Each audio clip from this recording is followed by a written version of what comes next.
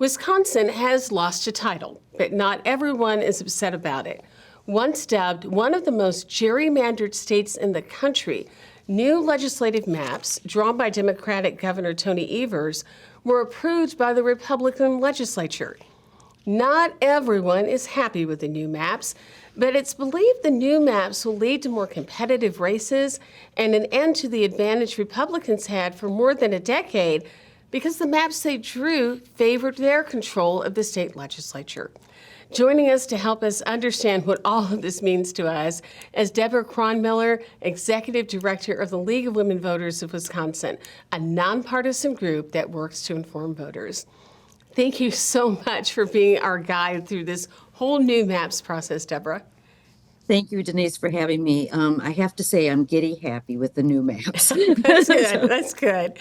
Can you give us a quick refresher and remind us exactly what gerrymandering is, please? Sure.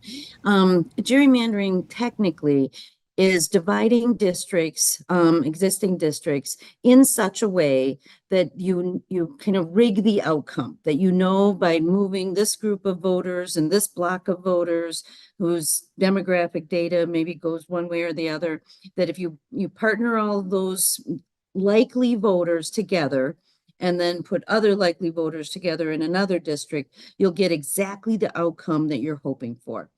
And, long ago when gerrymandering started, it was the first gerrymander was a map that was created that also, instead of being compact and, square like, district maps should be, it ended up looking like a salamander. And the guy who did it was a elected official named Jerry. And so therefore gerrymander. So. Well, here in Wisconsin, it's been a rather stark difference. Democrats won 14 of the last 17 statewide districts, but because of the way the legislative maps were drawn, Republicans always had a significant majority. How will these new maps potentially change the way the legislature looks? Well, on their face, they should create a more balanced legislature because we've taken out the donuts and the extensions and that sort of thing that really did create the likely probable majority of the sitting party. We should have districts that now reflect more the actual makeup of the compact contiguous district. And there were a number of maps that were presented to the Supreme Court, and paid consultants actually looked and analyzed at all the maps, and they recommended a couple of the maps that were put before the Supreme Court, including this map by Governor Evers. And what they were looking for were compliance with all of the constitutional mandates. So maps do have to be contiguous. They do have to be apportioned correctly. So they met all the constitutional muster. But the Supreme Court asked for one additional marker, and that was political neutrality. And that is exactly the marker that took out the, heretofore known as our partisan gerrymander. What made this different? How did we finally get to that point when we haven't before? Because the map that Governor Evers proposed, which the legislature did eventually accept, not the same as the map that the legislature had proposed. Correct. In fact, the legislature's map look a lot like the old gerrymandered maps. And the consultants did say, you didn't try very hard. This is exactly what we have right now. So we need to meet the criteria that the court had identified as being the minimum requirements for a map to be considered. I really think that the issue that pressed the legislature and the governor to actually come into compliance with each other on maps was that there's a case in the Supreme Court of Wisconsin that was arguing that the maps that are enacted or had been enacted before the 19th were not constitutional because they were not contiguous.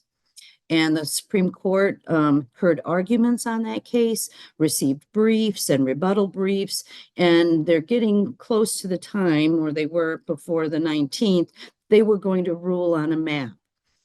Of the 4 maps that the consultants analyzed and said they were good, the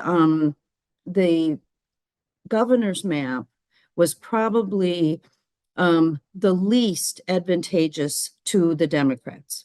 And so I think when you looked at all the options, if you were a majority Republican, excuse me, and you thought, well, I can have a really, a map that's almost gerrymandering in favor of the Democrats, or I can have the governor's map, a more neutral, we've got a fair shot, we can put good candidates up and we could retain our majority. I think they went with that option. And then the governor, knowing that it was his own set of maps that were in front of him for signature, he did in fact sign them. Well, one of the things that is going to come out of this is we do know for sure some people are going to have they'll be in different legislative districts than they were before. So we all need to pay attention when we go to the polls at the next major election in 2024. Yep, and that'll be August. And already the same folks, the same advocates like the League and all our partners in the voting rights space and the fair map space that have been working so hard to get rid of these gerrymandered maps, we're turning our attention now to helping voters understand that this is a change, that they can expect to see more candidates because the races will be competitive. Under the old gerrymandered maps, even if you were a really strong, motivated politician wannabe, you could look at the calculus and say, I can't win this race. No matter how much time, money, expertise I might have, there's no way I'm coming out of this as the victor. So now with the new, more neutral maps, people who really want to serve will have an opportunity to do that, but they're going to have to get their information in front of the voters, as always happens in elections. And then I think what we're going to get is not only a greater sense of competitiveness, but over time, we'll have a legislature that's actually listening to and responding to the constituents in each district. That's what's been missing under these extreme gerrymanders. We do a lot of polling in Wisconsin. We know what the people want. People want public education funding. They want the expansion of Medicaid. They want medical marijuana to be legalized. And we're not getting any of those pieces of legislation plus more because the legislators aren't accountable to the constituents.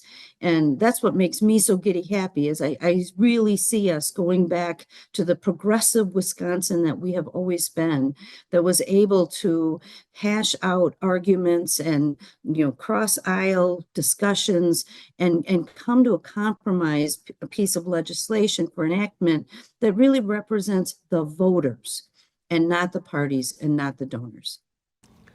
That would be good. Debra, thank you so much for your help in helping us understand this. Thanks for being with us. Thank you so much.